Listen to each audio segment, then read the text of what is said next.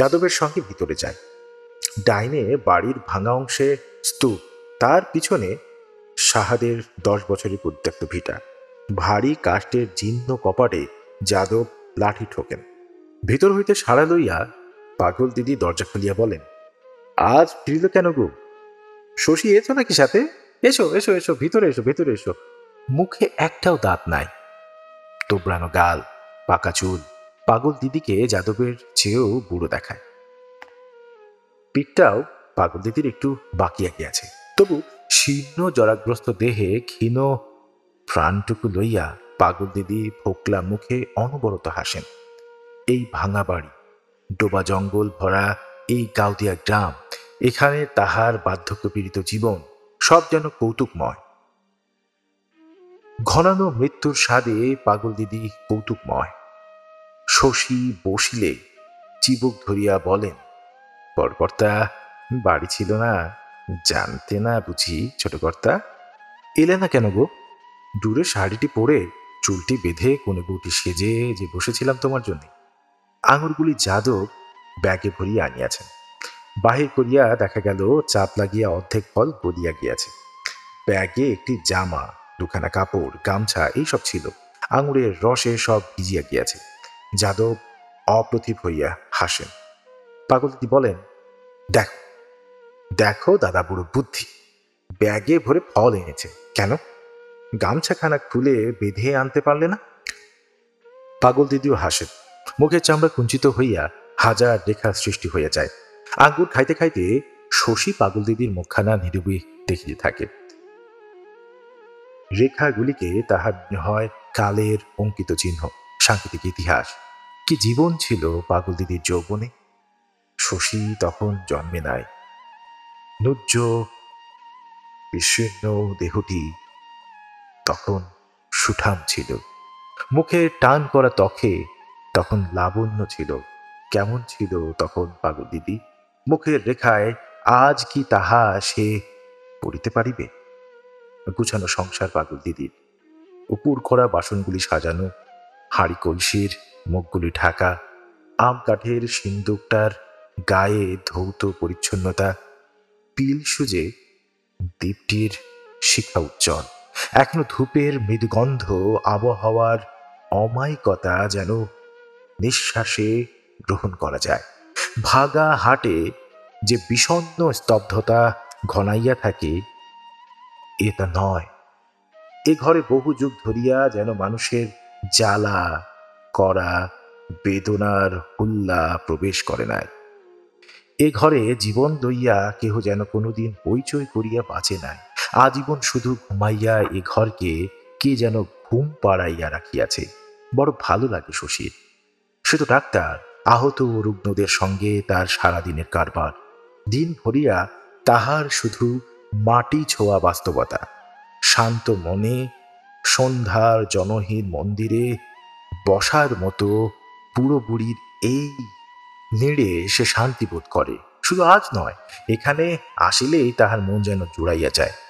অথচ আশ্চর্য আশ্চর্য এই ঘরখানার এতটুকু আকর্ষণ বাহির সে বোধ করে না। এখানে না আসিলে সে তো বুঝিতে পারে না মনে তাহার জ্বালা বা অসন্তোষ আছে। এখানে আসিয়া সে সন্তাপ তাহার ধীরে ধীরে জুড়াইয়া আসে। এই ঘরের বাহিরে তাহার দিন, সপ্তাহ, মাসব্যাপী জীবনে এমন ভাবে খাপ খাইয়া মিশিয়া থাকে যে সন্তাপ সে টেরও পায় না।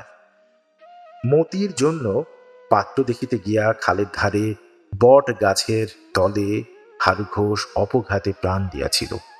গ্রামে কি মতির পাত্র মিলিত না? হারুর ছিল উচ্চ আশা। ছেলেবেলা হারু স্কুলে পড়িয়াছিল। বড় হইয়া হারু বড়লোক হইয়াছিল। তারপর গরিব হইয়া পড়িলেও মনটা হারুর বিশেষ বদলায় নাই। গাউদিয়ার গোপ সমাজ পরিহাস করিয়া তাহাকে বলিত ভদ্রলোক, বিশেষ করিয়া বলিত নিতাই। নিতাইয়ের অবস্থা ভালো, চলাচলও তাহার অনেকটা ভদ্রলোকের মতো। তবু হারু তো তাহাকে খাতির করিত না। নিতাইয়ের এক ভাগ্নে আছে, তার নাম সুদেব। সুদেবের ঘরবাড়ি জমি জায়গা আছে, পেটে ইংরেজি বাংলা বিদ্যাও কিছু আছে। বয়সটা কেবল একটু বেশি, প্রায় 36। সুদেবের সঙ্গে মতির বিবাহ দিবার কত চেষ্টাই যে নিতাই করিয়াছিল বলিবার নয়। হারু রাজি হয় নাই। বাজিতপুরে ম্যাট্রিকুলেশন পাস পাত্রটি দেখিতে গিয়া তাই না অকালে হারু স্বর্গে গেল। হারু নাই। হারুর ছেলে পরাণ বাপের মতো চালাকও নয়, গোয়ারও নয়। গাউদিয়ার গোপ সমাজ মতির বিবাহের জন্য আবার একটু ব্যস্ত হইয়া পড়িয়াছে। পরাণকে তাহারা অনেক কথা বোঝায়, বলে গায়ের মেয়ে গায়ে থাকাই তো ঠিক। জানাশোনা ঘরে দিলে মেয়ে সুখে থাকিবে। দুধ বেচা গোপের ঘরেও তো বোনকে দিবার কথা তাহারা বলিতেছে না। সুদীপের ঘর তো বনিদি ঘরের মতো। কেন দুমনা হচ্ছিস বলতো পরাণ?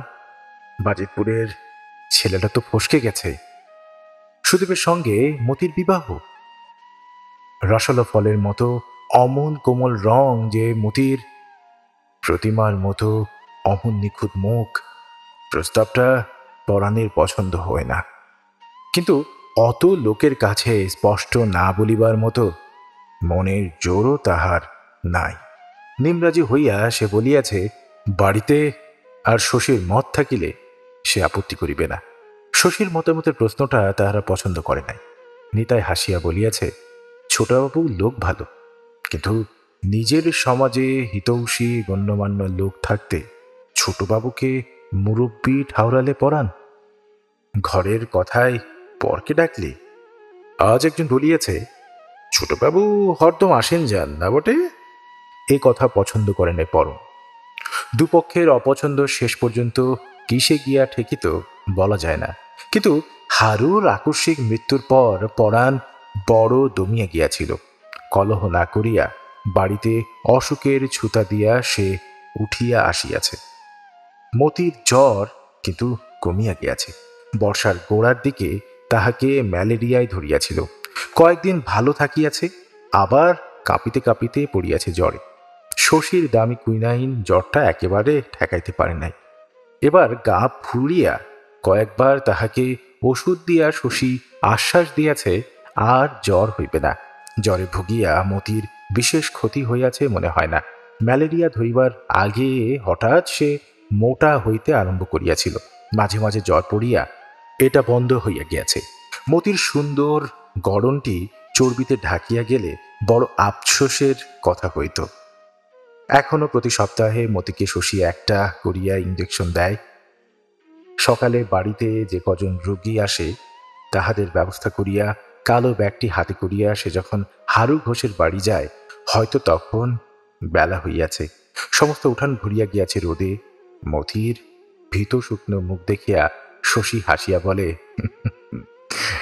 এতবার বললাম, এখনো তোর ভয় গেল না মতি? কোন হাতে নিবি আজ? স্প্রিট দিয়া ঘষিলে মতির বাহুতে ময়লা ওঠে। শশী বলে, বড় নোংরা তুই মতি, গায়ে সাবান দিতে পারিস না? ইঞ্জেকশন দিয়া শশী দাওয়ায় বসে। তখন বলে, একটা পরামর্শ আছে ছোটবাবু। বিষয়টা মতির বিবাহ সংক্রান্ত শুনিয়া জাকিয়া বসিয়া একটা বিড়ি ধরায়। ছেলের ইশারায় মোক্ষদা সরিয়া আসে কাছে। বুচিও আসিয়া ছেলে কোলে কাছে দাঁড়ায়। কুসুমকে দেখিতে না পাইয়া শশী মনে মনে আশ্চর্য হয়। পূবের ভিটায় ঘরখানার ছায়া ঘরের মধ্যেই সংকুচিত হইয়া গিয়াছে। পরাণের কথা শুনিতে শুনিতে প্রতি মুহূর্তে শশী আশা করে, পূবের ওই ঘরের ভেতর হইতে হয়তো দু চোখে গাঢ় স্থিমিত ছায়া সঞ্চয় করিয়া কুসুম হঠাৎ বাহির হইয়া আসিবে। পরমাত্মীয়দের এই সভার এক প্রান্তে দাঁড়াইয়া থাকিবে পরের মতো। তার সারা পাইয়া কুসুম যে কলসিটা তুলিয়া ঘাটে চলিয়া গিয়াছিল, শশী তাহা কেমন করিয়া জানিবে? পরাণের বক্তব্য শেষ হইয়া আসিলে কুসুম ভেজা কাপড়ে উঠানের রোদে পায়ে দাগ আঁকিয়া পূবের ঘরের ছায়ার মধ্যে ডুবিয়া যায়। রান্নাঘরের পুরো ডালের গন্ধে চারিদিক ভরিয়া যাওয়ার পর ঘর হইতে সে আর বাহির হয় না। মুখ্যদার রূঢ় বাক্যস্রোতে তারপর কিছুক্ষণের জন্য মতির বিবাহের সমস্যা ভাসিয়া যায়। রান্নাঘরের খোলা দরজা দিয়া অপরাধী ডালের হাঁড়িটা উঠানে আসিয়া আশ্রাইয়া পাড়িতে আজ যে আবার উপসঙ্গ উঠিবে সে সম্ভাবনা থাকে না।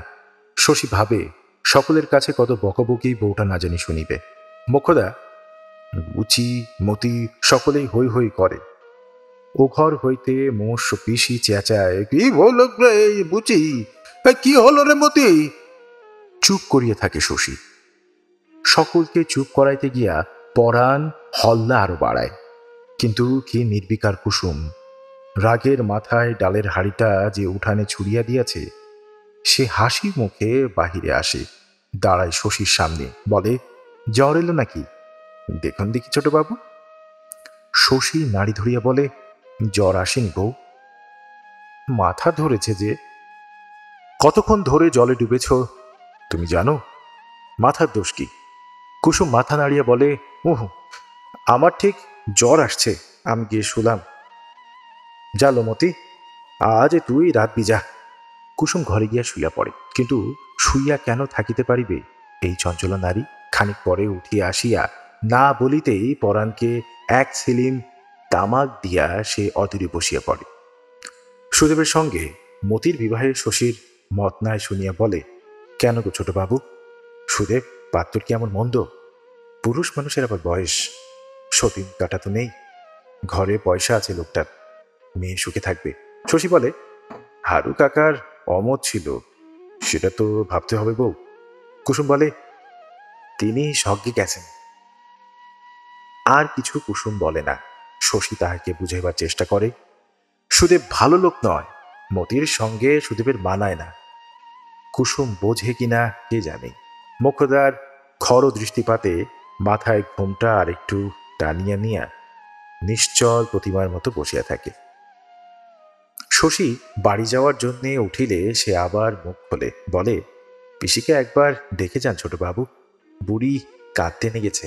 শশী একটু লজ্জা পায়। মরণপূর্ণ পিসিকে দেখিয়া যাওয়ার কথা প্রায়ই তাহার মনে থাকে না। পিসির মরণ এত দূর, সুনিশ্চিত যে তার সম্বন্ধে করিবার এখন আর কিছুই নাই। তাই কি শশী ভুলিয়া যায় আজও পিসি বাঁচিয়া আছে? বড় বাঁচিবার স্বাদ পিসি। পিসি মরিলে যে কাঠ দিয়া তাহাকে পোড়ানো হইবে, তাহার ঘরেই অর্ধেকটা জুড়িয়া সেগুলি সাজাইয়া রাখা হইয়াছে। মাথার দিকে ঘরের কোণে দাঁড় করানো পাটকাঠির বোঝা হইতে পিসি এখনো পাটের গন্ধ পায়। এক আটি পাট ধরাইয়া পিসির মুখাগ্নি করিবে পরাণ। মাথার চুল পিসির অর্ধেক ঝরিয়া গিয়াছে, দেহের লাল চামড়ার তলে মাংস আছে কিনা বোঝা যায় না। পিসি তবু বাঁচিবেই।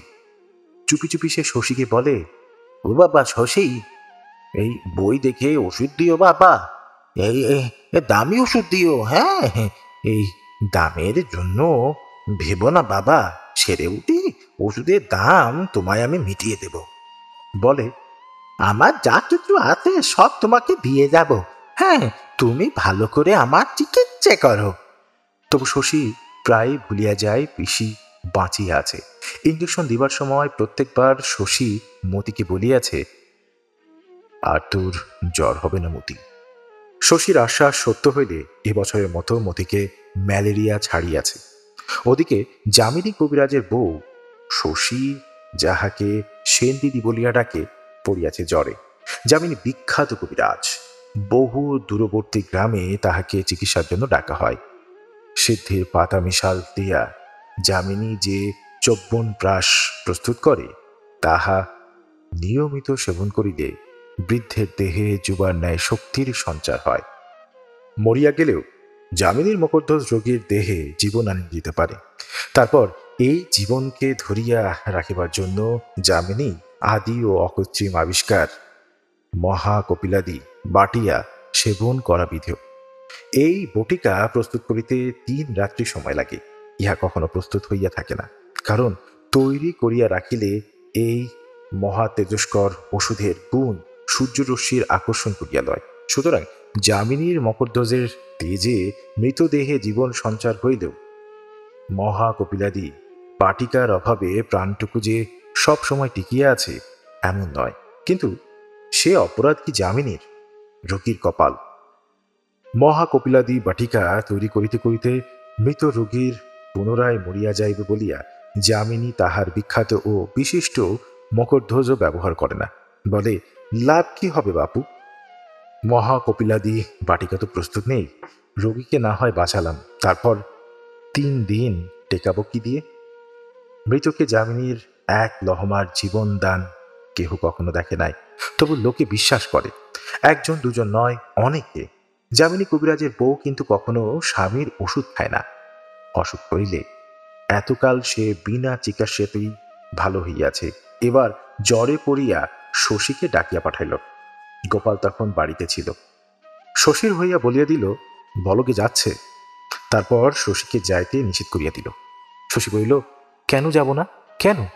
গোপাল বলিল, কবে তোমার বুদ্ধি পাকবে ভেবে পায় না শশী। শশীও তাহা ভাবিয়া পায় না, সে চুপ করিয়া রহিল। তখন গোপাল বলিল, যামিনী খুড়ো অত বড় কবিরাজ, সে থাকতে ডেকে পাঠানোর মানেটা বোঝো? শশী বলিল, আগে না, যুবতী স্ত্রীলোক নানা রকম কুৎসাও শুনতে পায়। গোপালের মুখে এই কথা, লজ্জায় শশী সকুচিত হইয়া গেল। মৃদুস্বরে সে বলিল, এসব আপনার বানানো কথা। গোপাল রাগ করিয়া বলিল, তোমার যে কি হয়েছে আজকাল বুঝতে পাই না শশী। তোমার ভালোর জন্য একটা কথা কইলে তুমি আজকাল তর্ক জুড়ে দাও। সংসারের মানুষকে ভেবেচিন্তে কত সাবধানে চলতে হয় সে জ্ঞান তোমার এখনো জন্মেনি। এই তোমার উঠতি পসারের সময়, এখনই একটা বদনাম রটে গেলে এও কি তোমায় বলে দিতে হবে? তুমি চিকিৎসার ভার নিলে বলা বলে করবে না লোকে? যামিনী কবিরাজ থাকতে তুমি ছেলে মানুষ, তোমার কেন এত মাথা ব্যথা?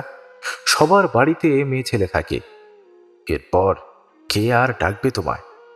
শশী রাগ হইতেছিল, কিন্তু শৈশব ও কৈশোরের এই জমটিকে ভয় করা তাহার সংস্কারে দাঁড়াইয়া গিয়াছে। গোপালের তীক্ষ্ণ ও অপলক দৃষ্টিপাতে সে চোখ নামাইয়া লইল। গোপাল আবার বলিল, যামিনী খুড়োর ইচ্ছেও নয় তুমি ওদের বাড়ি যাও।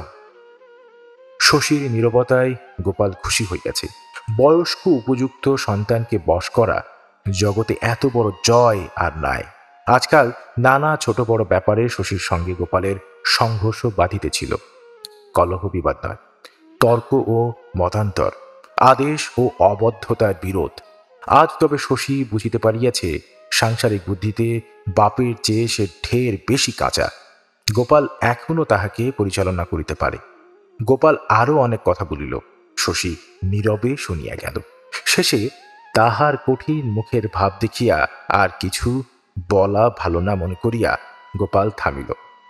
খাওয়া দাওয়ার পর শশী গেল যামিনী কবিরাজের বাড়ি। শশীকে দেখিয়া যামিনী কবিরাজ খুশি হইল না। সদর বাড়িতে সে তখন মুখে মুখে দুটি ছাত্রকে ওষুধের প্রস্তুত প্রণালী শিখাইতেছিল। পাশের চালাটায় বুঝি সিদ্ধ হইতেছিল পাচন, গন্ধে চারিদিক ভরিয়া গিয়াছে। শশীকে দেখিয়া যামিনী চশমা খুলিয়া বলিল, কি মনে করে? হ্যাঁ, বসো বসো বসো। শশী বলিল, সেন দিদি অসুস্থ শুনলাম ঠাকুর দাদা, একবার দেখা করে যাই ভাবলাম। অসুখ? যামিনী হাসে, কার কাছে ছুটেছ? জ্বর বুঝি হয়েছিল একটু কাল? হ্যাঁ না রে কুঞ্জ, আজ অসুখ কোথা? তবে বুঝি কোনো কাজে ডেকেছে বলিয়া শশী ভিতরে গেল। সেন দিদি শুইয়াছিল, আচ্ছন্ন অসুস্থ মৃতকল্প সেন দিদি। গায়ের রং লাল হইয়া হাতের অন্তরের রঙের সঙ্গে মিশিয়া গিয়াছে। সারা গায়ে আরো সব অস্পষ্ট চিহ্ন শশী যা চেনে। শশীর মুখ শুকাইয়া গেল। শরতের গোড়ায় এ রোগ সেন দিদি পাইল কোথায়? গাউদিয়া গ্রামে, কলিকাতা শহরে, দেশে বিদেশে কোথাও শশী যার মতো রূপসী দেখে নাই। শুধু রূপের জন্যই হয়তো যে মিথ্যা কলঙ্ক কিনিয়াছে, এ কি রোগে ধরিয়াছে তাহাকে? শশীর ডাক শুনিয়া যামিনী কবিরাজের বউ চোখ মেলিয়া তাকাইয়া কাঁদিতে কাঁদিতে বলিল, তুমি এতদিনে এসেছ শশী, আমি যে মরতে বসেছি শশী। কি অসুখ করেছে কিছু জানি না, জ্বরে অচৈতন্য হয়ে থাকি, গায়ের ব্যথা সইতে পারি না। আমি খবর পাঠাইনি সেন দিদি, কাকে দিয়ে খবর পাঠাবো? কেউ কি আসে আমার কাছে? সেন দিদি চোখ মেলিতে পারে না, চোখের কোণ দিয়া জল গড়াইয়া পড়ে। শশী বিছানায় বসে সেন দিদির গায়ের তাপ পরীক্ষা করে। কি করিবে ভাবিয়া পায় না। যামিনী অসুখের কথা গোপন করিবার চেষ্টা করিয়াছিল, এ পর্যন্ত চিকিৎসাও হয়তো কোনো ব্যবস্থা হয় নাই। আজকাল তাহার কি হইয়াছিল? সেন দিদির খবর লইত না কেন? এই মলিন দুর্গন্ধ চাদরে আজ কতদিন না জানি তাহার সেনদিদি বিনা চিকিৎসায় পড়িয়া আছে। এতটুকু সেবা করিবারও কেহ থাকে নাই। শশী কিছু বুঝিতে পারে না। যে রূপের জন্য পৃথিবীর লোক উন্মাদ, স্ত্রী যে সৌন্দর্য মানুষ তপস্যা করিয়া পায় না, যামিনী তাই পাইয়াছে। বুড়া বয়সে সে তো স্ত্রীর দাস হইয়া থাকিবে। কি জন্য তাহার এই বিকৃত নিষ্ঠুর অবহেলা? কে জানে, হয়তো সীতা আর হেলেন আর ক্লিওপেট্রার মতো যার অসাধারণ রূপ থাকে, তাকে ঘিরিয়া খাপছাড়া কাণ্ডই ঘটিতে থাকে জগতে। খানিক পরে যামিনী ঘরে আসিল, মুখ ভার করিয়া বলিল, এখনো তুমি বসে আছো শশী? আমি ভাবলাম তুমি বুঝি চলে গেছো। শশী বলিল, ঠাকুরদা, বাইরে আসুন একবার। বাইরে গিয়া বলল, সেন দিদির অসুখ কি আপনি ধরতে পারেননি ঠাকুরদা? যামিনী কবিরাজ বলিল, হাসির কথা বললে বটে শশী, 40 বছর কবিরাজি করছি, 3টে জেলায় যামিনী কবিরাজের নাম জানে না এমন লোক নেই। আমায় তুমি শোধাচ্ছ রোগ ধরতে পারিনি? এক নজর তাকালে রোগ নির্ণয় হয়। ওয়ার হয়েছে ম্যালেরিয়া। ম্যালেরিয়া নয় ঠাকুরদা, বসন্ত। শশী বলিল, হ্যাঁ, বসন্ত? শরৎকালের বসন্ত? বলিল যামিনী কবিরাজ। বলিল বটে। যামিনীর মুখে কালি পড়িয়াছে কিসের? শশীর কাছে যামিনী যেন অভিমান করিতেছে একটা পাণ্ডুর ভয় আর কালো চিন্তার রসিকে গোপন করিবার অভিনয়। শশী কড়া সুরে বলিল, আমি সেন দিদির চিকিৎসার ভার নিলাম ঠাকুরদা। ছিছি, আজ পর্যন্ত কিছুই করেননি? খাইনি আমার ওষুধ। শশী ঘরে গিয়া বসিল। কি ভাবিয়া যামিনীও ঘরের মধ্যে গিয়া দাঁড়াইয়া রহিল। শশী দারুণ বিপন্ন বোধ করিতেছিল, আর বিষণ্ণতা। কয়েকদিন আগে সাতগাঁয়ে সে একটি বসন্তের রোগী দেখিতে গিয়াছিল। তাহাকে শশী বাঁচাইতে পারে নাই, বাঁচাইবার চেষ্টাও সে করিতে পারে নাই। তাকে ডাকা হইয়াছিল একেবারে শেষ মুহূর্তে। শেষ পর্যন্ত রোগীর চিকিৎসার করিয়াছিল সাতগাঁর কবিরাজ যামিনীর পূর্বার্তন ছাত্র ভূপতিচরণ। শশীর হঠাৎ মনে পড়িয়াছে, সেই রোগীটি মারা যাইবার পর যামিনী হাসিয়া বলিয়াছিল, আমার ছাত্র যাকে ছাড়পত্র লিখে দিল তাকে বাঁচাবে শশী, আমাদের শশী। শশী প্রাণ দিয়া সেন দিদির চিকিৎসা ও সেবা আরম্ভ করিল। অন্য রোগীরা তাহাকে ডাকিয়া পায় না। বাড়িতেও কারো জর্জরা হইলে চোখের পলকে পরীক্ষা শেষ করিয়া সে ওষুধ দেয়, না বলিলে আর খবর নেয় না। বন্ধু বান্ধব আত্মীয় স্বজন সকলকে সে অবহেলা করে। যায় না হারুন ঘোষের বাড়ি বিনা কাজে অথবা মতিকে ইঞ্জেকশন দিতে। কুসুম ভাবিল শশী বুঝি রাগ করিয়াছে। তালবনের তালপুকুরের পদ্ম তুলিতে গিয়া মতি আশা করিতে লাগিল, ছোটবাবু আজ নিশ্চয় আসবে, ছোটবাবুকে একডালা পদ্ম দেব। কিন্তু কুসুমের মনে শশীর উপর রাগ কমিল না। মতির পদ্মফুলের বিচি দিয়া রাধা হইল তরকারি। শুধু সেন দিদির ব্যবস্থা করিতে হইলে শশী হয়তো চারিদিকে তাকানোর সময় পাইত। চিকিৎসা আরম্ভ করিয়া এ বাড়িতে গোপালের এবং ও বাড়িতে যামিনীর উপদেশ, সমালোচনা ও বাধা দানের বহরে সে বিপন্ন ও বিব্রত হইয়া রহিল। ব্যাপারটা সে ভালো বুঝিতে পারে না। সময় সময় তাহার মনে হয় তাহার চিকিৎসায় ওদের শ্রদ্ধা নাই, এই কথাটা এমনি ভাবে প্রকারান্তরে তাহাকে জানাইয়া দেওয়া হইতেছে। কিন্তু চিকিৎসার আর কোনো ব্যবস্থাও নাই। ভালো হোক মন্দ হোক, তার চিকিৎসাকে ছাটিয়া ফেলার মধ্যে যুক্তি আছে কোনখানে? আমার ওষুধ খায় না বলিয়া যামিনী নিজে চিকিৎসা করিতে রাজি নয়। ওরা মারিয়া ফেলিতে চায় নাকি সেন দিদিকে? তাই বা চাইবে না কেন? তাছাড়া যামিনীর এই লজ্জাকর পাগলামিতে গোপাল এভাবে সাহায্য করিতেছে কেন? তার স্বার্থ কি?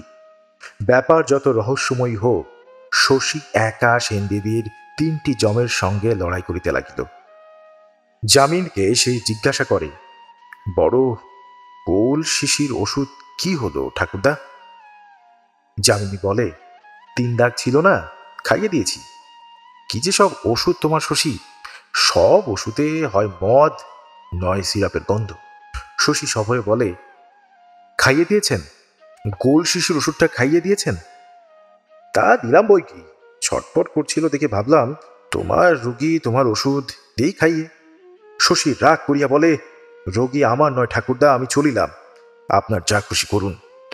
সে একরকম চলিয়া আসে। বাড়ির বাহিরে গিয়া গতি স্লথ করিয়া দাঁড়ায়। মনে পড়ে সেন দিদির ভীরু কাতর চাহনি, একান্ত নির্ভরতা। শশী আবার ফিরিয়া যায়, বলে, ওটা যে গুটি বসাবার ওষুধ, 7 দিন আগে ওষুধটা দিয়েছিলাম, আপনি জানতেন না? যামিনী মুখ কয়েকদিনে সম্ভবত দুশ্চিন্তাতেই শুকাইয়া পাংশু হইয়া গিয়াছে। সে চোখ মিটিমিটি করিয়া বলে, আমি কবিরাজ মানুষ, তোমাদের ওষুধের আমি কি জানবো ভাই, আমি তো কিছুই জানি না। জানেন না তো আমায় না বলে ওষুধ খাওয়ালেন কেন? আপনি মারবেন ঠাকুরদা সেন দিদিকে, গুটি পাকছে, এখন আপনি খাইয়ে দিলেন গুটি বসানোর ওষুধ। যামিনী কথা কয় না। শশী একটু নরম হইয়া বলে, বড় অন্যায় করেছেন ঠাকুরদা, আর যেন এমন করবেন না কখনো। যামিনী বলে, আমার একটা ওষুধ খাইয়ে দেবে শশী, তাড়াতাড়ি যাতে গুটি পাকে। শশী তৎক্ষণাৎ সন্দিগ্ধ হইয়া বলে, খাইয়েছেন নাকি আপনার ওষুধ? না, এই আমার ওষুধ খায় না। তার মানে চেষ্টা করেছিলেন খাওয়াবার? উদ্ভ্রান্ত যামিনী এবার খেপিয়া যায়। যদি করে থাকি, হ্যাঁ হে শশী, যদি করেই থাকি, তোমার ওসব মদ আর সিরাপে আমি বিশ্বাস করি না বাপু। চিকিৎসা হচ্ছে, এই যদি তোমার বসন্তের চিকিৎসা হয়, পুঁথিপত্র খালে ভাসিয়ে ঘরের ছেলে ঘরে গিয়ে বসকে যাও। বলিতে বলিতে যামিনী সাহস হারায়, তবু মরিয়ার মতো বলে, তুমি আর এসো না, তুমি এসো না, এসো না, এসো না। মাথা শশীও ঠিক রাখতে পারে না।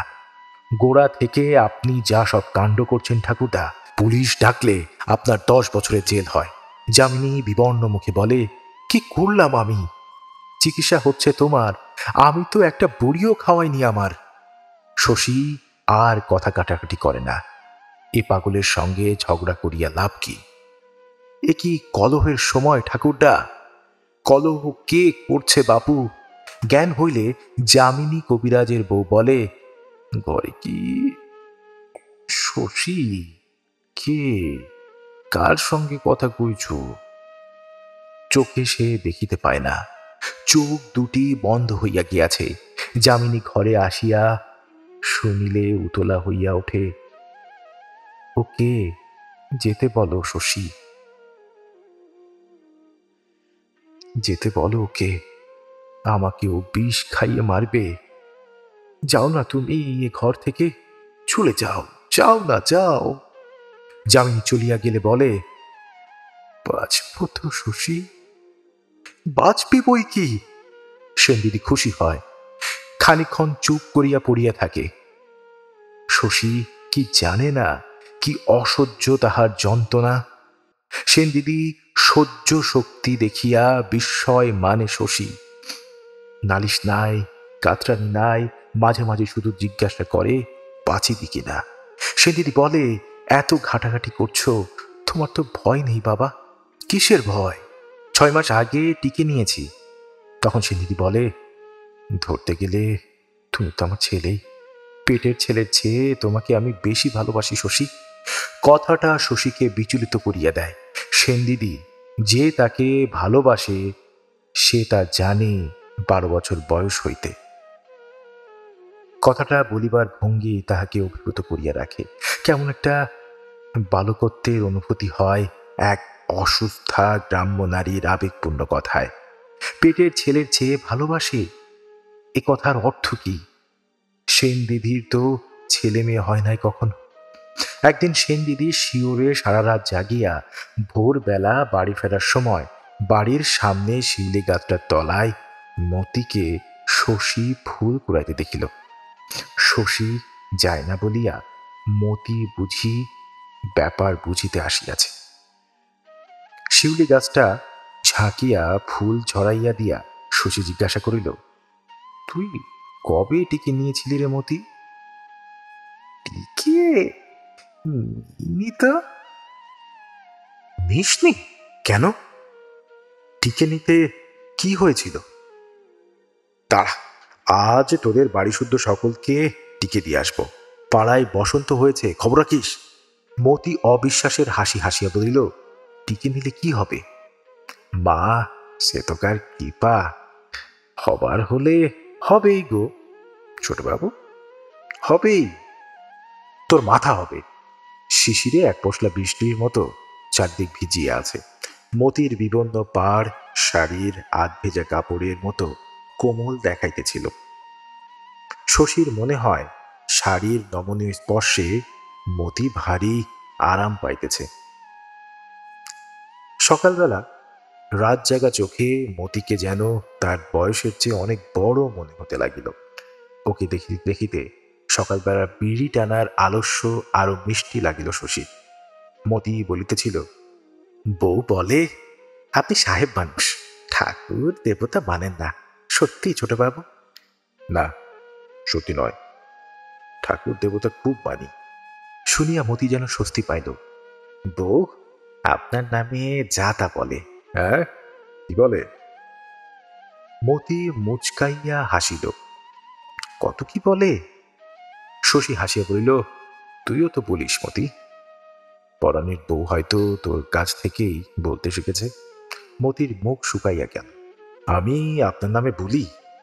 আমি যদি আপনার নামে কিছু বলে থাকি আমার যেন ওলা ওঠা হয়। হয় হয় হয়, দিন সত্যি করলাম, ভগবান শুনো। শশী অবাক হইয়া বলিল, তুই তো আছাড়ে মতি, সকালবেলা ফুল তুলতে তুলতে ওলা ওঠার নাম করছিস। মতি এবার রাগ করিয়া বলিল, আমার যেন হয়। রোদ উঠিলে মতি বাড়ি গেল। শশী ভাবিল, এমন গেও স্বভাব দেখতে তো গেও নয়। আর মতি ভাবিল, শেষের দিকে ছোটবাবু আমাকে কি করে দেখছিল। আমাকে দেখতে দেখতে কি ভাবছিল ছোটবাবু?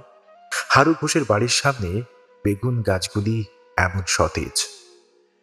কয়েকটি গাছে কচি কচি বেগুনও ধরিয়াছে। বড় বাড়ির পাশ দিয়া পিছনের মাঠে তাকাইলে অনেক দূরে কুয়াশা দেখা যায়। দূরত্বই যেন ধোয়াটে হইয়া আছে কুয়াশা মিশে। মতি তৃপ্তিবোধ করে।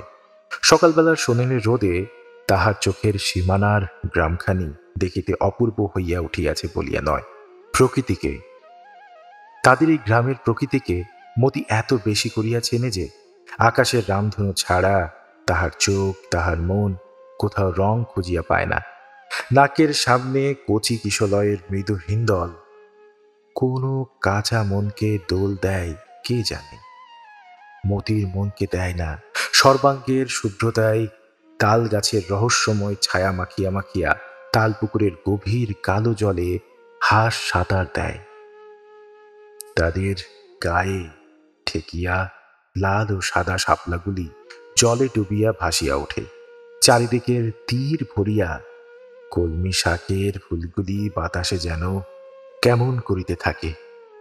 আকাশে ভাসে উজ্জ্বল সাদা মেঘ আর বন্য কপতের ঝাঁক। শালিক পাখি উড়িবার সময় হঠাৎ শীষ দেয়। অল্প দূরে কাতৌরা পাখির পাঠশালা বসে। বাতাসে থাকে কত ফুল, কত মাটি, কত ডোবার মেশানো গন্ধ।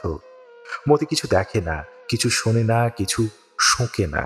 তালপুরের নির্জনতাকে সে শুধু ভোগ করে, গায়ে জড়ানো আঁচলটি কোমরে বাঁধিয়া, গা উদলা করিয়া দেওয়াতেও কেহ যে তাহাকে দেখিতে পাইতেছে না, ইহাতে মতির ভারী মজা লাগে। সংসারের কাজ না করিলে কুসুম তাহাকে বকে। তালপুকুরের ধারে কাজ ফাঁকি দেওয়া আলস্যটুকু মতি ভোগ করে ভবিষ্যতের চিন্তা করিতে করিতে। সুদেবকে মনে মনে মরিবার আশীর্বাদ করিয়া আরম্ভ না করিলে ভবিষ্যতে ভাবনাটা তাহার যেন ভালো খোলে না। মতির ভারী ইচ্ছা বড়লোকের বাড়িতে শশীর মতো বরের সঙ্গে তার বিবাহ হয়। কাজ নাই, বকুনি নাই, কলহ নাই, নোংরামি নাই। বাড়ির সকলে সর্বদা পরিষ্কার পরিচ্ছন্ন থাকে, মিষ্টি মিষ্টি কথা বলে, হাসে, তাস পাশা খেলে, কলের গান বাজায়। আর আর বাড়ির বউকে খালি আদর করে, চিবুক ধরিয়া তাহার লজ্জিত মুখখানি তুলিয়া বলে, লক্ষ্মী বউ, সোনা বউ, এমন না হলে বউ। বলে, বাড়ি আলো হলো। স্বপ্নমতির অফুরন্ত। মস্ত একটি ঘরের এক কোণে সে বসিয়া আছে, সর্বাঙ্গে তাহার ঝলমলে গহনা, পরনে ঝকঝকে শাড়ি, ঘোমটার মধ্যে চন্দন চর্চিত মতির মুখখানি কি রাঙা লজ্জায়। আনন্দে সে ছোট ছোট নিঃশ্বাস ফেলিতেছে আর শুনিতেছে ঘরের বাহিরে বড় লোকের বাড়ির প্রকাণ্ড সংসারের কলরব। শশী বোনের মতো পাড়ার কে যেন একটি মেয়ে মতির সঙ্গে ভাব করিয়া গেল। যামিনী কবিরাজের বউয়ের মতো সুন্দরী একটি মহিলা মতির বোধ হয় সে ননদী হইবে। পানের বাটার সামনে দিয়া বলিল, পান সাজো বউ। ও শোনা বউ, পান সাজো।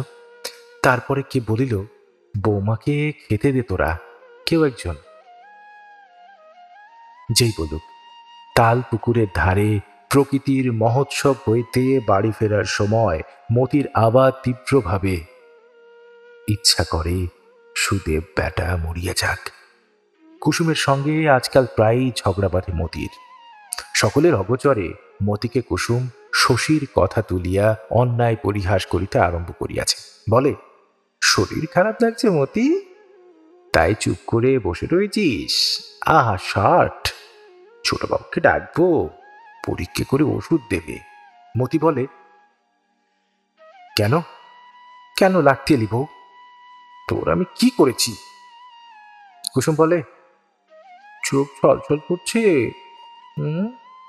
দেখলে ছোটবাবুর বুক ফেটে যাবে। মতি বলে, জমির অরুচি, মর তুই মর।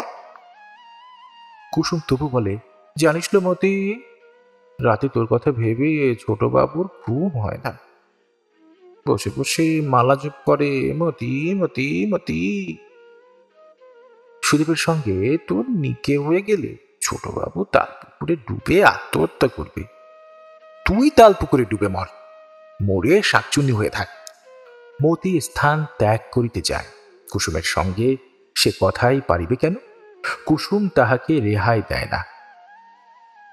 খপ করিয়া মতির হাতটা সে ধরিয়া ফেলে, মুখের কাছে মুখ লইয়া গিয়া অপলোক চোখের তারা স্থির রাখিয়া কথাগুলিকে দাঁতে কাটিয়া কাটিয়া বলে, লজ্জা নেই তোর?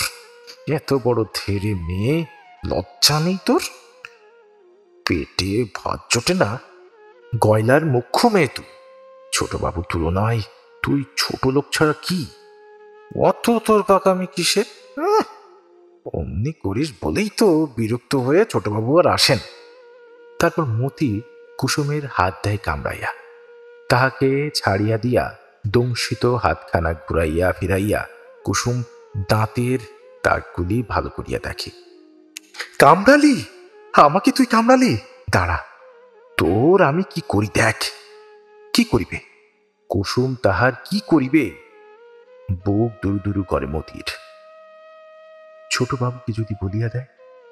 মতি মনে হয় সে কুসুমের হাত কামড়াইয়া দিয়াছে শুনিলে ছোটবাবু ভয়ানক রাগ করিবে। খানিক পরেই সে কুসুমের আশপাশে ঘোরাফেরা আরম্ভ করিয়া দেয়। একসময় সাহস করিয়া বলে, লিখেছে বউ, দেখি। কুসুমের ক্ষমা নাই। সে ভেঙাইয়া বলে, লেখে দেব, কামড়ে দিয়ে ন্যাকাম করতে এসেছেন। মতি দাওয়ায় আসিয়া খুঁটি ধরিয়া দাঁড়ায়, ভাবে বউ কি ভীষণ নেই, ও ঠিক বলে দেবে। পিসির ঘরে খোলা দরজা দিয়া পিসিকে দেখা যায়। পিসি আজকাল কথা বন্ধ হইয়া গিয়াছে। কথা বলিতে গেলে গলায় ফ্যাস ফ্যাস আওয়াজ হয় মাত্র, কিছুই সে বলিতে পারে না। মতিকে দেখিয়া সে হাতের ইশারায় তাহাকে কাছে ডাকে, মাথা নিচু করিয়া বারবার বেকুল ভাবে মুখের ফাঁকে আঙুল ঢুকাইয়া পিপাসা জানায়। দেখিতে পাইয়াও মতি কিন্তু অনেকক্ষণ নড়ে না, বলে, যাই গো যাই, অত ব্যস্ত কেন? মোক্ষদা জিজ্ঞেস করে। কে ডাকিল মতি? পিসি, জল খাবে। এবার কার্তিক মাসের পূজা। সেন দিদির সম্বন্ধে ব্রণগুলি পাকিয়া উঠিতে উঠিতে গ্রামের পূজার উৎসব শুরু হইয়া গেল। উৎসব সহজ নয়। গ্রামের জমিদার শীতলবাবুর বাড়ি 3 দিন যাত্রা, পুতুল নাচ, বাজি পোড়ানো, সাতগার মেলা, পূজা তো আছেই। গ্রামবাসীদের ঝিমানো জীবন প্রবাহের হঠাৎ প্রবল উত্তেজনার সঞ্চার হইয়াছে। কেবল শশী এবার সেন দিদিকে লইয়া বড় ব্যস্ত। যাত্রা আরম্ভ হয় সপ্তমীর রাত্রে। যাত্রার দল তার আগেই গ্রামে হাজির হইয়া যায়। বায়না দিবার সময় শীতলবাবু অধিকারীকে বলিয়া দেন, দল নিয়ে 2-1 দিন আগেই আসবে বাবু। এক রাত্রি বেশ করে ঘুমিয়ে রাস্তার কষ্ট দূর করে অভিনয় করবে। এবার যে দলকে বায়না দেওয়া হয়েছিল সে দল এই অঞ্চলের নয়। বিনোদিনী অপেরা পার্টির আদি আস্তানা খাস কলিকাতায়। বাজিপুরের মথুরা সাহার ব্যবসা উপলক্ষে কলিকাতা যাওয়া আসা আছে। কিছুদিন আগে ছেলের বিবাহে এই দলটি সে কলিকাতা হইতে ভাড়া করিয়া আনিয়াছিল। লোকমুখে দলের প্রশংসা শুনিয়া শীতলবাবু সেই সময় বায়না দিয়া রাখিয়াছিলেন। কাল বিকালে বিনোদিনী অপেরা পার্টি আসিয়া পৌঁছিয়াছে। মস্ত দল, সঙ্গে অনেকগুলি বড় বড় কাঠের বাক্স। দেখিয়া গ্রামের লোক খুশি হইয়াছে। দলের অধিকারী বিয়ে ফেল, তবে দলে তাহার 2 জন বিয়ে পাশ অভিনেতা আছে। শোনা অবধি সকলে উত্তেজিত হইয়া উঠিয়াছে।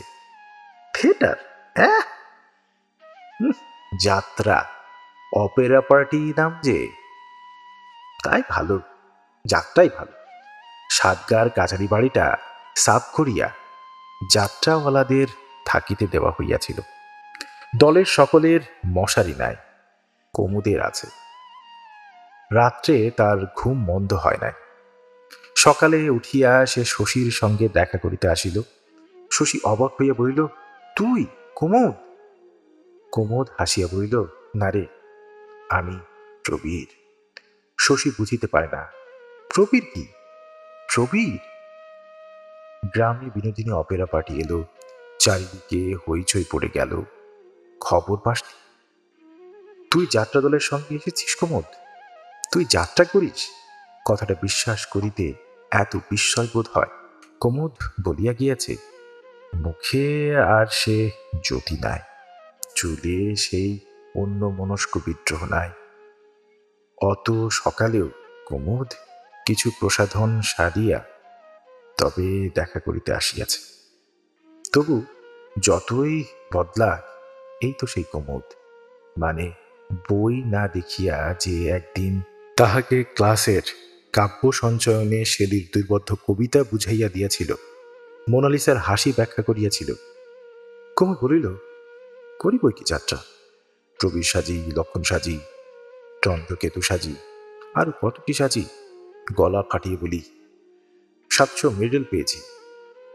শশী অবাক হইয়া বলিল, আয় ঘরে আয়, বসে সব বলবি চল। কুমুদকে শশী তাহার ঘরে লইয়া গেল। ঘরে গিয়া আরেকবার বলিল, একদিন পরে তুই এলি কুমুদ, এতকাল পরে তোর সঙ্গে দেখা হলো, কি আশ্চর্য। তাহার বিছানায় বসিয়া ঘরের চারিদিকে চাহিতে চাহিতে কুমুদ বলিল, এতে আশ্চর্যের কি আছে? 3 বছর ধরে বাংলাদেশের কত গ্রামে ঘুরেছি তা ঠিক নেই। এবার তোদের গ্রামে যাত্রার দলে ঢুকলি কেন? সে এক ইতিহাস শশী। বাড়ি থেকে দিলে খেদিয়া নিলাম চাকরি, চাকরি থেকেও দিলে খেদিয়ে একদিন অন্তর আপিসে গেলে কে রাখবে।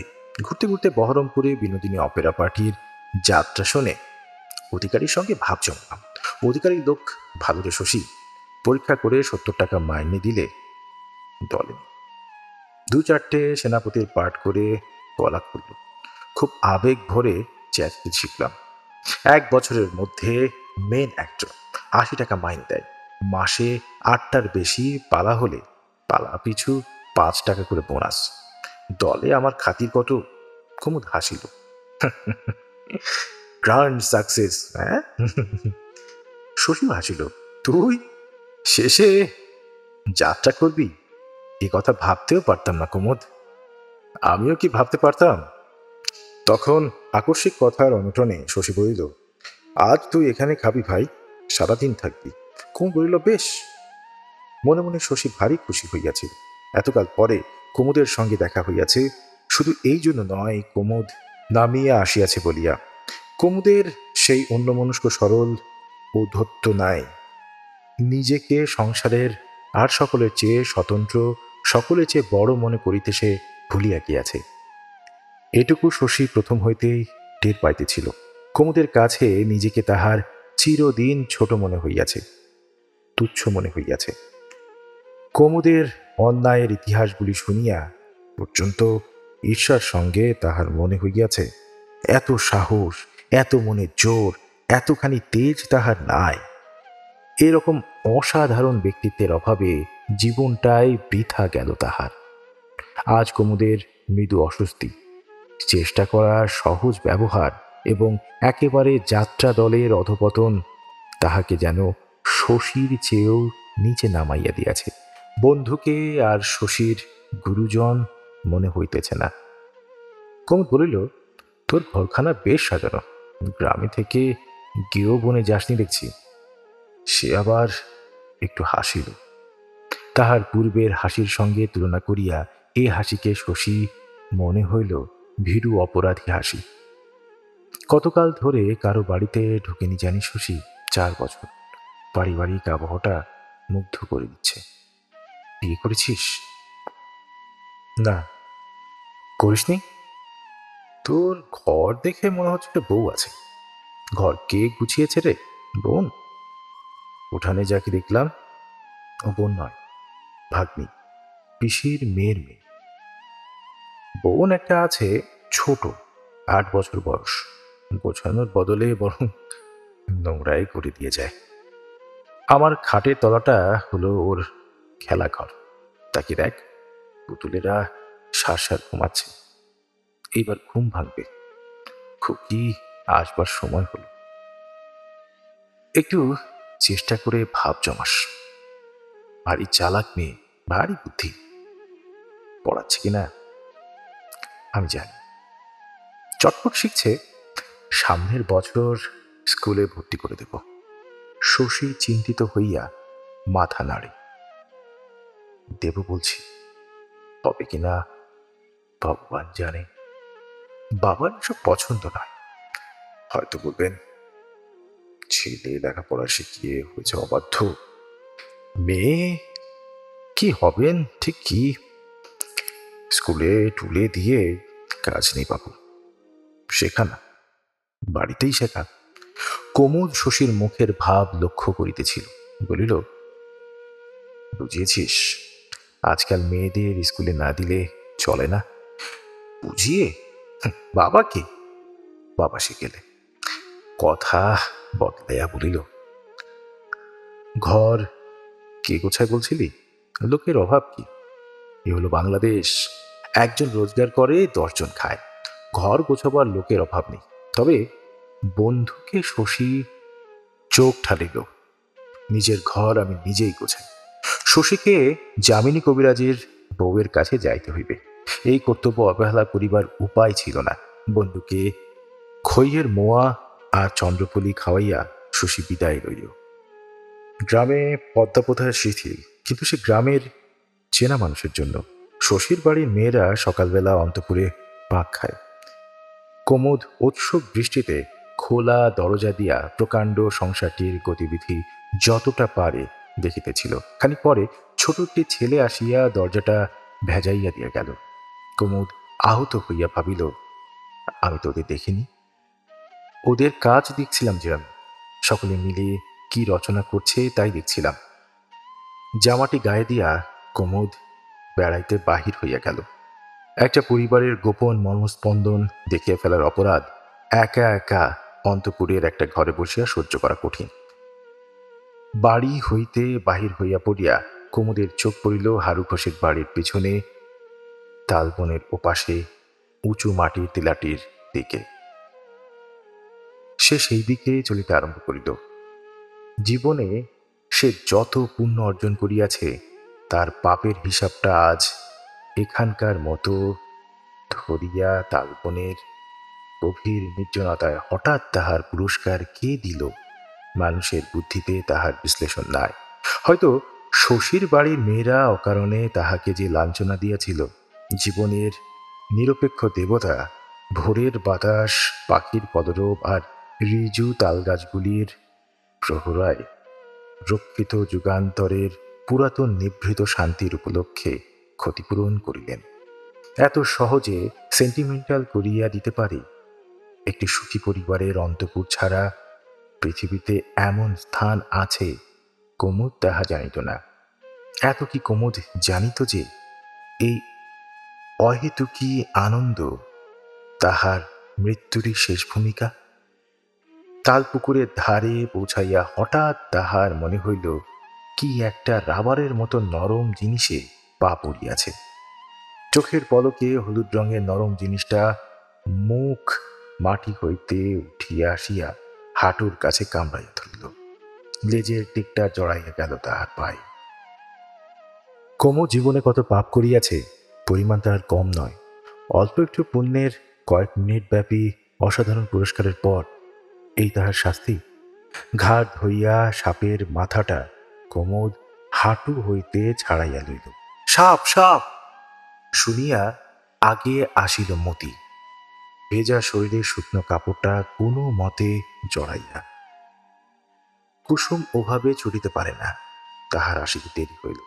সাপ দেখিয়া মতি বলিল, ও তো ঢোরা সাপ, জলে থাকে, ওর বিষ নেই। কুমুদের মৃত্যুর ভয় প্রবল। কুসুম আসিয়া সায় না দেওয়া পর্যন্ত মতির কথা সে বিশ্বাস করিল না। বিশ্বাস করিয়াও হাঁটুর ওপরে রুমাল দিয়া সজোরে বাঁধিয়া সদ্বিগ্ন ভাবে বলিল, শশীকে একবার ডেকে আনো খুকি, দেখুক যদি বিষ থাকে। চেনো তো শশীকে? তোমাদের পাড়াতেই থাকে, ডাক্তার। কুসুম মুচকিয়া হাসিয়া বলিল, জালো খুকি, ছোটবাবুকে ডেকে আন। তাহার হাসিটা কুমুদের ভালো লাগিল না। ছোটবাবু কেন হন? খানিক পরে কুসুমের এ কথার জবাবে সে তাই সংক্ষেপে শুধু বলিল, কেউ না, বন্ধু।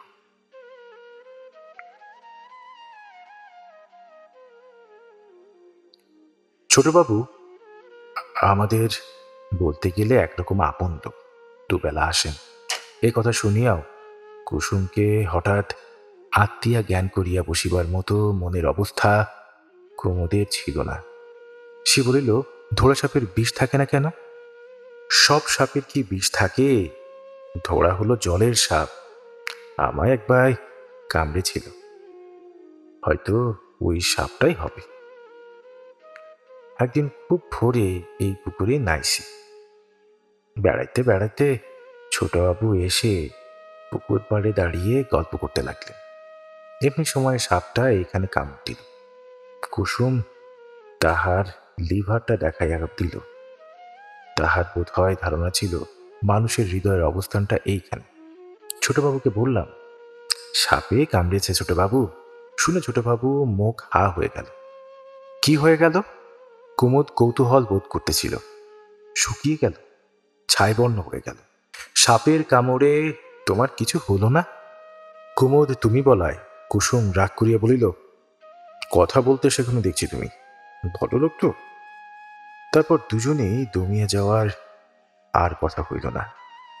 তাল গাছগুলি নিঃশব্দে দাঁড়াইয়া রহিল। একটা মাছরাঙা ঝুপ করিয়া তাল পুকুরে আছড়াইয়া পড়িল। দুপুরবেলাটা বন্ধুর সঙ্গে গল্প করিয়া কাটিয়া বেলা পড়িয়া আসিলে কুমুদ বিদায় গ্রহণ করিল। সকাল সকাল পালা শুরু হবে। যাবি তো শশী? যাব বই কি, নিশ্চয়ই যাব। হারুর বাড়ির পিছনে 7 গাঁ পর্যন্ত বিস্তারিত ধানের ক্ষেত। তাল পুকুরের ধার হইয়া ক্ষেতের আল দিয়া কুমুদ 7 গাঁর কাচারি বাড়ি পৌঁছাইল। তাল পুকুরে সে মতিকে দেখিবার আশা করিতেছিল, কিন্তু যাত্রা শুনিতে যাওয়ার আয়োজনে ব্যস্ত মতির পুকুরে আসিবার সময় ছিল না। কুসুম রাঁধিতেছিল। সন্ধ্যার আগেই খাওয়ার পাট চুকাইয়া যাওয়া চাই। মতি বিনা বাক্য ব্যয়ে তাহার সমস্ত হুকুম পালন করিয়া যাইতেছিল। পরাণ সব বিষয় উদাসীন। সন্ধ্যার আবির্ভাবে তাহার বোন আর বউ যত ব্যস্ত হইয়া ওঠে, সে যেন ততই ঝিমাইয়া যায়। রান্নাঘরে বসিয়া কুসুমের সঙ্গে সে প্রথম একটু গল্প জমাইবার চেষ্টা করিয়াছিল। গল্প করিবার সময় না থাকায় কুসুম তাহাকে আমল দেয় না। দাওয়ায় বসে হুকা টানুকে বাপু, মেয়ে মানুষের আঁচল ধরা পুরুষকে আমি দু চোখে দেখতে পারি না। কুসুমের ভর্সনায় চিরকাল পরাণের খারাপ লাগে, তবে স্পষ্ট খারাপ লাগার ভাবটা এত অল্প সময়ের মধ্যে মনের একটা উদাস বৈরাগ্য ও দেহের একটা ঝিমানো আলস্যে পরিণত হইয়া যায় যে রাখিবার অবসর প্রায় সে পায় না। মাঝে মাঝে কুসুমকে তাহার ভারী ছেলে মানুষ মনে হয়। 14 বছর বয়সে তার বউ হইয়া এতকাল কুসুমের শরীরটাই যেন বড় হইয়াছে, মনের বয়স বাড়ে না। মোক্ষদাকে একখানা ফর্সা কাপড় পরিতে দেখিয়া পরাণ জিজ্ঞাসা করে, তুমিও যাবি নাকি মা যাত্রা শুনতে? না, আমার আবার যাত্রা কি? জোর করিয়া ধরিলে মোক্ষদা যাইতে রাজি আছে, কিন্তু এরা কেউ যাইতে বলিবেও না। আগে হইতেই মোক্ষদা তাহা যায়, তাই সাতরাদের বুড়ি পিসির সঙ্গে সে আগেই পরামর্শ ঠিক করিয়া রাখিয়াছে, তারা দুজনে যাত্রা শুনিতে যাইবে। বাড়ি আসিয়া মোক্ষদা তাহা হইলে বলিতে পারিবে যাত্রা শুনিবার শখ তাহার একটিও ছিল না। কি করিবে?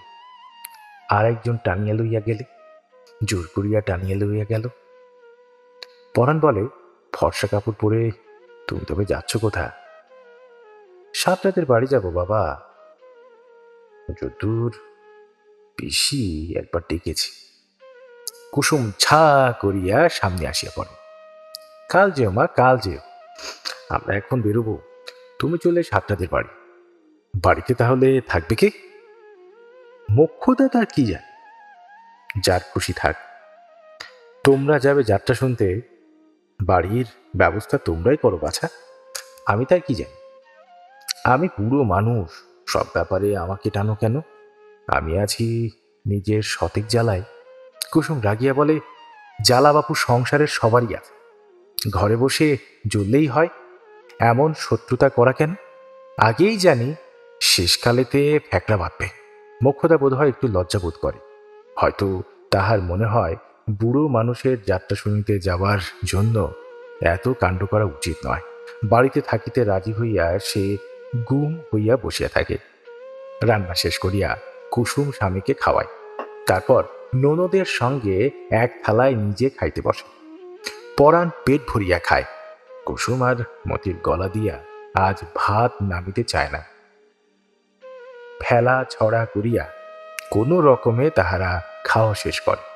দিনের আলো যত ম্লান হইয়া আসে, মনের মধ্যে তাহাদের এই আশঙ্কা ততই প্রবল হইয়া ওঠে যে ওদিকে বুঝি যাত্রা শুরু হইয়া গেল। মতিকে কাপড় পরিতে হুকুম দিয়া কুসুম হেসেল তুলিয়া ফেলে। পুকুরে যাওয়ার সময় এখন না।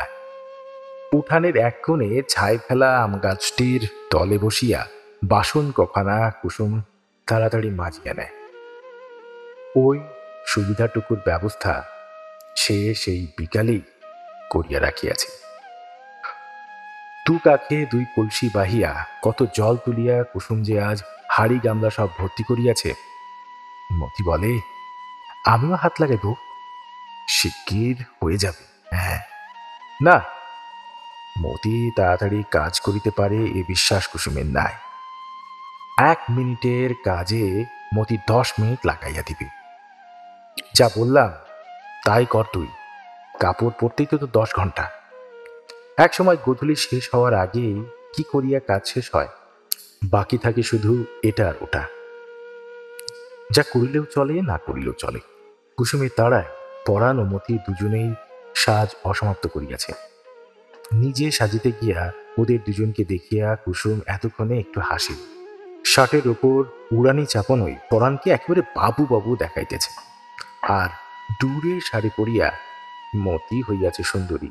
মতির হালকা অপরিণত দেহটিকে কুসুম হিংসা করে, মনে হয় তাহার নিজের স্বাস্থ্য এতখানি ভালো না হইলে যেন সে খুশি হইত। দূরে শাড়ি তারও আছে বই কি, তবে আজকাল রঙিন লাইন দিয়া শরীর ঢাকিতে কুসুমের লজ্জা করে। আসলে যখন তাহারা পৌঁছাইল, যাত্রা আরম্ভ হইতে বিলম্ব আছে।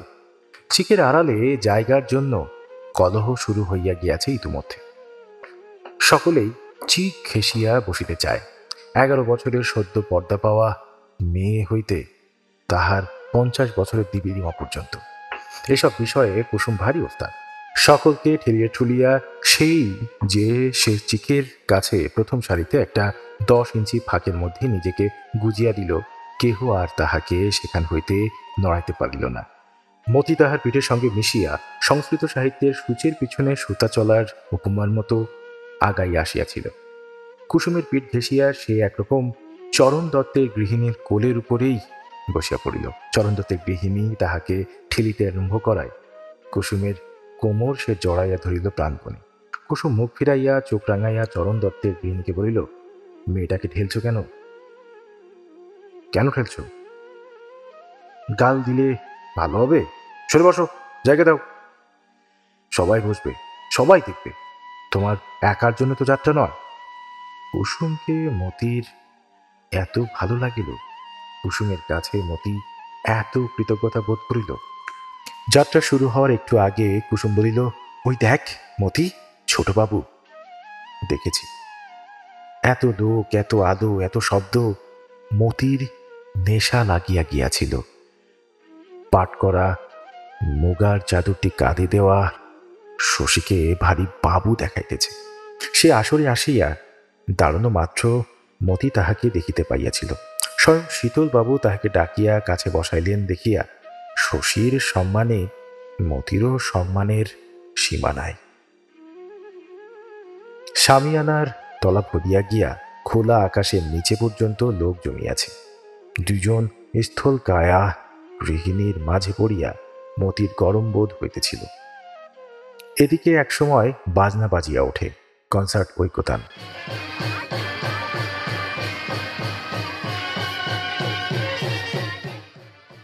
শুনিলে এমন উত্তেজনা বোধ হয়, কিছু একটা উপভোগ্য ঘটিবার প্রত্যাশা।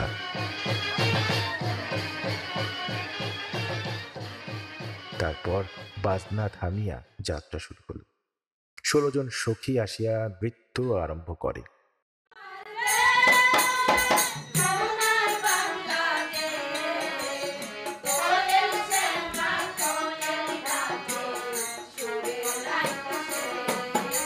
তাদের পরনে পশ্চিমা ঘাগরা। মতি ফিসফিস করিয়া বলে, বেটার ছেলে সখী সেজেছে না বউ?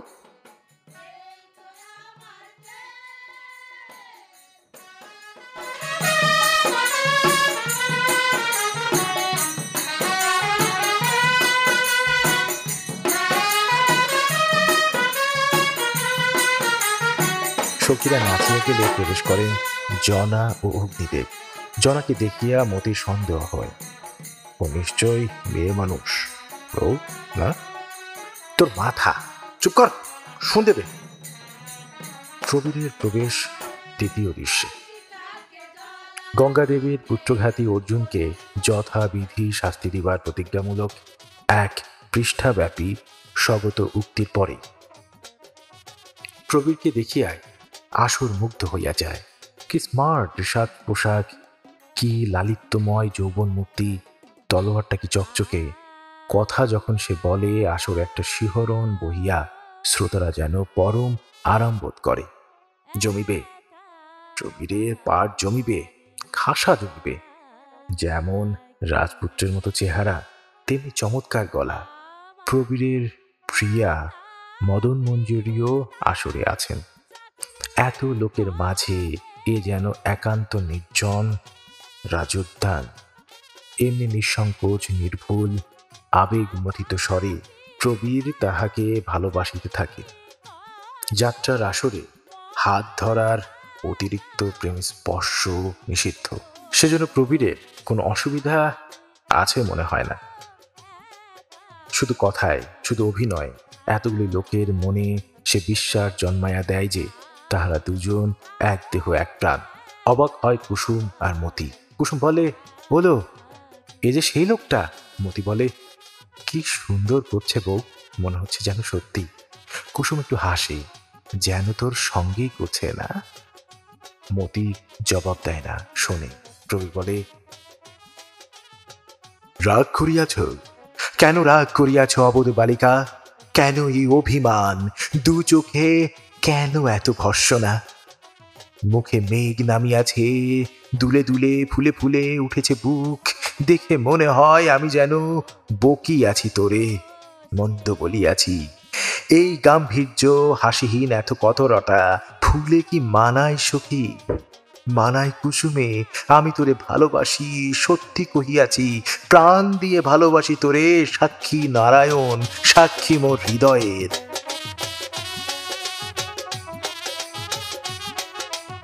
মতির বুকের ভেতরে শিরশির করে। কুসুম মনে মনে অধীর হইয়া ভাবে, বল না লক্ষ্মী ছাড়ি, রাগ করিনি। মুখ ফুটে ও কথাটা তুই আর বলতে পারিস না? ধন্দি প্রাণ তোর।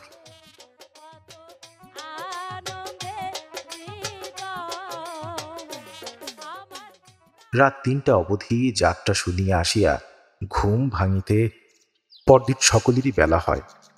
হয় না শুধু শশী আর পরাণের। যামিনী কবিরাজের বউ রোগের বিপজ্জনক অবস্থায় উপনীত হইয়াছে। সকাল সকাল উঠিয়া স্নান করিয়া শশী তাহার কাছে যায়। পরাণের কবিঘা জমির ফসল অবিলম্বে ঘরে না তুললেই নয়। নিজে উপস্থিত না থাকিলে ২৭টা খেজুর গাছের রসই তাহার অর্ধেক চুরি হইয়া যাইবে। তাল গাছ ছাড়া আর কোনো গাছ পরাণ এবার জমা দেয় নাই। এবার সে নিজেই খেজুর রস জাল দিয়া গুড় করিবে। ডাঙা জমিতে এবার সে কিছু মূলার চাষ করিবে স্থির করিয়াছে। শশী বলিয়াছে, জমিতে হাড়ের সার দিলে মূলা ভালো হয়। ১০ বুড়া হাড় পরাণ পরীক্ষার জন্য আনিয়া লইয়াছে। এখনো জমিতে দেওয়া হয় নাই। পরাণের অনেক কাজ। দুপুরে কুমুদ শশীর বাড়িতে আসিল। শশী বাড়ি ছিল না। গোপাল জানিয়াছে কুমুদ যাত্রা করে। কুমুদকে সে বাড়ি বেড়া পার হইতে দিল না, বাহিরের ঘরে বসিয়া রাখিল। দাবা খেলিতে পারো হয়ে? আগে না। গোপাল তখন বাড়ির মধ্যে ঢুকে গেল ঘুমাইতে। কুমুদ গত রাত্রের হাজার নরনারীর হৃদয় জয়ী কুমুদ নিজেকে পরিত্যক্ত বন্ধুহীন মনে করিয়া গেল তালপুকুরের ধারে। সেখানে তাহার বন্ধু জুটিল মতি। মতি কি মাঝে মাঝে তালপুকুরে কবিত্ব করিতে আসে? নিঝুম দুপুরের অলস প্রহরগুলি ঘরে কি তাহার কাটে না? কে বলিবে। আজ কিন্তু সে বিশেষ দরকারে তালপুকুরে আসিয়াছিল। পুকুর পাড়ে কাল সে কানের একটা মাকড়ি হারাইয়াছে। যাত্রা দেখার উৎসাহে কাল খেয়াল করেন। আজ স্নানের সময় কানে হাত পড়িতে, ওমা, মাকড়ি কোথায়? ভয়ে কথাটা সে কাহাকেও বলে নাই। দুপুরে সকলে ঘুমাইলে চুপি চুপি খুঁজিতে আসিয়াছে। রূপা নয়, তামা নয়, সোনার মাকড়ি। কি হইবে? মাকড়ি মতি পাইল না, পাইল কুমুদকে। উভয় পক্ষই কৃতার্থ হইয়া গেল। কুমুদ এ জগতের রক্তমাংসের মানুষ নয়, রূপকথার রাজপুত্র, মহাতেজা, মহাবীর্যবান, মহামহাপ্রেমী। হ্যাঁ, কুমুদ মাটির পৃথিবীর কেউ নয়, পৃথিবীর সেরা লোক শশী। কুমুদ শশীর মতো নয়। ছোটবাবুর কথা মতি কি না জানে? ছোটবাবু কি খাইতে ভালোবাসে তা পর্যন্ত। কুমুদ কি খায়, কে তার খাবার রাখে? শার্ট পরা কুমুদ হইল রাজপুত্র প্রবীর। শশীকে কি করছ খুকি? মতি বলে। বলিতে মতির ভালো লাগে। সোনার মাকুড়ি হারানো যেন বাহাদুরির কাজ। বলে, বাড়িতে জানালে মেরে ফেলবে। মেরে ফেলবে? বাড়িতে তোমাকে খুব মারে নাকি? এমনি মারে না, দামি জিনিস হারালে মারে। আজ আপনি কি সাজবেন? রাবণ? কুমুদ হাসে। হ্যাঁ, রাবণ বই কি। রাবণ তো দেখতে বিশ্রী। কুমুদ খুশি হয়ে বলে, লক্ষণ সাজব।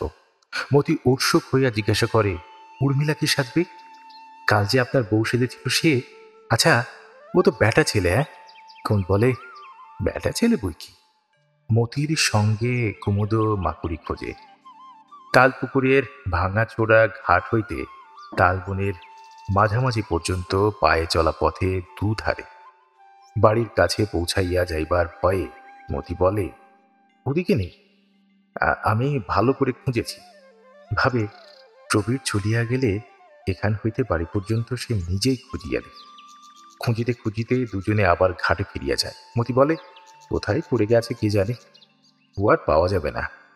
না পেলে তোমায় পারবে না। কে মারিবে মতি তাহার কি জানে।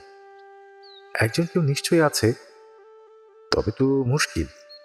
কুমুদ চিন্তিত হইয়া বলে, বলে তোমার একটা মাকুড়ি কই, দেখি কি রকম।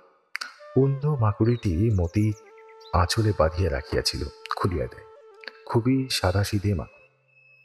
এক টুকরা চাঁদের কোলে এক রত্তিকা তারা, তার তলে চারটা দোলে। মাকুড়ি হারিয়েছে কাউকে বলো না খুকি। কেউ টের না পাইলে মতি আপনা হইতে অবশ্যই বলিবে না। কিন্তু কেন? কাল তোমাকে একটা মাকুড়ি এনে দেব।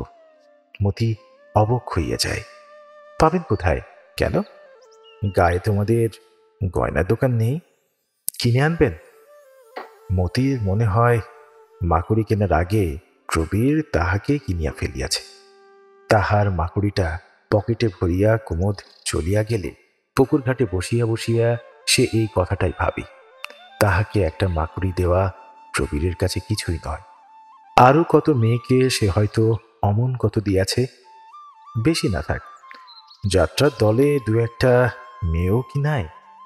তবু তাহাকেই মাকুড়ি দিতে চাওয়ার জন্যে প্রবীর কি ভয়ানক ভালো।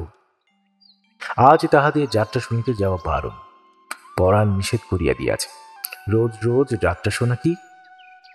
একদিন শুনিয়া আসিয়াছে, আজ বাদ যাক, কাল আবার শুনিবে। পরাণ ওদের যাত্রা শুনিতে যাওয়া পছন্দ করে না। কেন করে না তার কোনো কারণ নেই। ওরা যাত্রা শুনিয়া বেলা 10টা পর্যন্ত পড়িয়া পড়িয়া ঘুমাক আর না ঘুমাক, পরাণের কিছুই আসিয়া যায় না। পরদিন প্রদোষের আধ অন্ধকারে সে যখন বাহির হইয়া যায়, এ বাড়িতে কারো ঘুম ভাঙে না। তাহার সুখ সুবিধার দিকে তাকানোর অভ্যাস এ বাড়িতে কারো নাই। এত বেলা ভাতের বদলে মুড়ি খাইয়া থাকিতে হইলে নালিশ করা পরাণকে দিয়া হইয়া ওঠে না। তবু সে চায় না বাড়ির মেয়েরা যাত্রা শুনিতে যায়। পরপর 2 দিন যাত্রা শুনিতে যায়। তুমি যাবে না? না। নিজের বেলা ভিন্ন নিয়ম। কুসুম বলিল, সে রাগিয়াছে। আমার সঙ্গে তোমার কথা কি? বেটা ছেলে নাকি? তুমি গেলে আমিও যাব। আমি যাব না তবে। পরাণও মাঝে মাঝে গোঁ ধরিতে চান। কুসুম বলে, তুমি যাও বা না যাও, আমি কিন্তু যাব। চুলোই যাও। মুখে যায় বলুক, কুসুম যাত্রা শুনিতে যাওয়ার কোনো আয়োজনই করিল না। পাড়ার অনেক বাড়ির মেয়েরা যাইবে, কুসুমও তাদের সঙ্গে যাইতে পারে। কিন্তু যাওয়ার চেয়ে না যাওয়ার মধ্যেই এখন রাগ ও অভিমান বেশি প্রকাশ পায়। জিদও তাহাতেই বজায় থাকে বেশি। কুসুম তাই সারাটা দুপুর ঘুমাইয়া কাটাইয়া দিল। সন্ধ্যার সময় বাজনার শব্দ শুনিয়া অস্থির হইয়া উঠিল মতি। প্রবীর আজ লক্ষণ সাজিবে, কি রকম না জানি আজ দেখাইবে তাহাকে। পারিলে মতি একাই চলিয়া যাইত। 2 বছর আগেও এমন সে গিয়াছে। এখন আর সেটা সম্ভব নয়। 2 বছরের মধ্যে সে যে কি ভয়ানক বড় হইয়া গিয়াছে, ভাবিলেও মতির চমক লাগে। অমন করিয়া বাজনা বাজিতে থাকিলে ঘরেও টেকা অসম্ভব। এক সময়ে কুসুমকে সে বলিল, যাত্রা নাই শুনে ঠাকুর দেখে আসি, চল না বউ। পরাণ দাওয়ায় বসিয়া অর্থ সমস্যার কথা ভাবিতেছিল। সে ডাকিয়া বলিল, এদিকে শোন মতি, শুনে যা। মতি কাছে আসিল।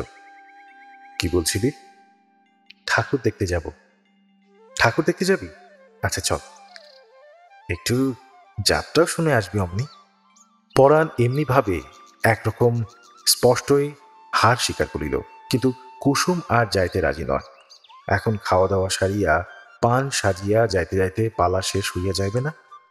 ঠাকুর পূজার বাদ্যি বাজবে। পালা শুরু হতে ঢের দেরি। পরাণ উদাস ভাবে বলিল। মতি বলিল, চল না বউ। অমন করিস কেন? কুসুম বলিল, গিয়ে বসবি কোথায়? তোর জন্যে জায়গায় ঘুমোচ্ছে? সবাইয়ের পিছনে বসে যাত্রা শোনার চেয়ে ঘরে শুয়ে ঘুমানো ঢের ভালো। পরাণ বলিল, ছোটবাবুকে বললে। ছোটবাবুর নাম উল্লেখে কুসুম আরো রাগিয়া কহিল, ছোটবাবু কি করবে? জায়গা করিয়া দেবে? পরাণ বলিল, ছোটবাবুর বাড়ির সবাই বাবুদের বাড়ির মেয়েদের জায়গায় বসে। নেটের পর্দা টাঙান, দেখিসনি মতি? বাবুদের বাড়ি ছোটবাবুর খাতির কত। ছোটবাবুকে বললে তোদের ওখানে বসিয়ে দেবে। কুসুম হঠাৎ শান্ত হইয়া বলে, আমি যাব না। তাহাকে আর কোনো মতেই টলানো যায় না। বাবুরা জমিদার, শশীরা বড়লোক। ও তো ভালো ভালো কাপড়, কত দামি দামি গয়না, একটা জবরজং লেস লাগানো জ্যাকেট গায়ে, তাঁত বাড়ির কোরা কাপড় পরিয়া ওদের মাঝে গিয়া বসিলে দম আটকাইয়া যাইবে কুসুমের। শেষ পর্যন্ত পরাণের সঙ্গে মতি একাই গেল। শশীকে খুঁজিতে হইল না, সে বাড়িতেই ছিল। সে বলিল, তোর তো শখ কম নয় মতি, কিন্তু সঙ্গে গিয়া মতির বসিবার একটা ভালো ব্যবস্থা করিয়া দিতে সে আপত্তি করিল না। বরং নেটের পর্দার আড়ালে যেখানে বাবুদের বাড়ির মেয়েরা বসে, মতিকে সেখানে বসাইতে পারিয়া সে বিশেষ গর্বই বোধ করিতে লাগিল। শীতলবাবুদের বাড়ির মেয়েরা গায়ে সিল্কের ব্লাউজ দেয়, বোম্বাই শাড়ি পরে। শীতলবাবুর ভাই কলিকাতা প্রবাসী বিমল বাবুর স্ত্রী কন্যারা পায়ে জুতাও দিয়া থাকে। দু ভাইয়ের পরিবারের নারীর সংখ্যাও কি কম? সংসারে যেখানে যত টাকা সেখানে তত নারী, সেখানে তত রূপ। মতি সংসারের এ নিয়ম জানিত না। সংসারের কোন নিয়মটাই বা সে জানে? কাঁচা মেয়ে, সে বোকা মেয়ে। প্রায় 20 বর্গফুট পরিমাণ পরিষ্কার চাদরের উপর গাদা করা ঘষা মাজা সাজানো গোছানো স্বজাতির মধ্যে আসিয়া পড়িয়া সে যেন দিশাহারা হইয়া গিয়াছিল। বিমলবাবুর স্ত্রী সুধন, আমার মুখে কি দেখছ বাছা? বিমলবাবুর মেয়ে বলে, তোমার চশমা দেখছে মা। মতির বুকের ভেতর ঢিপ ঢিপ করে। তাহাকে বসিতে দেওয়া হইয়াছে সম্মানের আসনে, সামনের দিকে, পিছনে আশ্রিত পরিজনদের মধ্যে নয়। শীতলবাবু নিজে মেয়েটিকে সঙ্গে করিয়া পুছাইয়া দিয়া বলিয়াছে, সামনে বসিও, শশী ডাক্তারের বাড়ির মেয়ে। কাল শশী ডাক্তারের বাড়ির মেয়েরা যত বিশ্রী করিয়াই হোক খুব সাজিয়া আসিয়াছিল। এর আজ একই বেশ। শীতলবাবু আর বিমলবাবুর বাড়ির মেয়েরা এই কথা ভাবিয়াছিল।